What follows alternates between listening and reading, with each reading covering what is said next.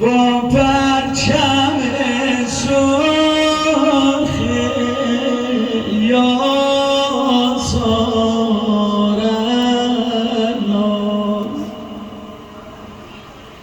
بابا همین پرچم روز محشر دور تو میگرده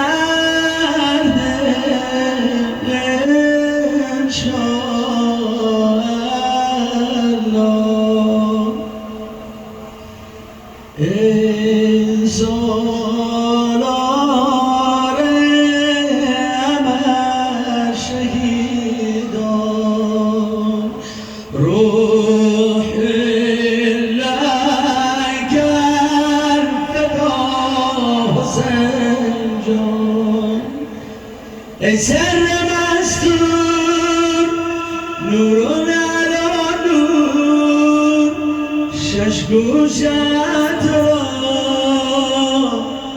میبوسم از دور شش گوشت را میبوسم از دور مولا حسین جان مولا حسین جان هر کی آرزوی کربلا داره مولا حسین جان مولا حسین جان همه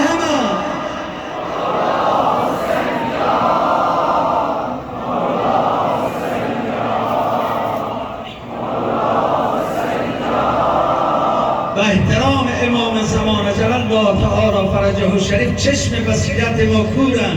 انشاءالله که اسمت در لیست عزاداران ثبت کنی همه با هم دست بلند کن مولا حسین جان بچه خیلی این طرف بچه مولا حسین جان مولا حسین جان مولا حسین جان مولا حسین جان مولا حسین جان مولا حسین جان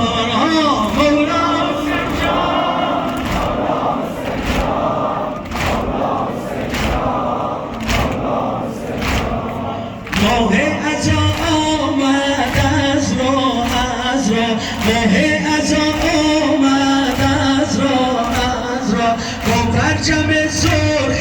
یا سارنا با پرچم سرخ یا سارنا ما با همین پرچم روز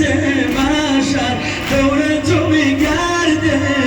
انشاءالله ای سالار همه شهیدان روح لگر فدا حسین جان ای سر مسئول نورون لبا دور شش گوشت را میبوسم از دور مولا حسین جان مولا حسین جان مولا حسین جان مولا حسین جان مولا حسین جان مولا حسین جان مولا حسین جان ماشاءالله عشق و جنون گشت از سرمست تو عشق و جنون گشت از سرمست تو از ما وفاداری وابست تو پیغام عاشورا عالم گیر شد پیغام عاشورا شد عالم گیر وقتی علم در دست تو باشد پیغام عاشورا شد عالم گیر وقتی علم باشد در دست تو سقای بزم لاله پوشان بارا قدر آتش به نور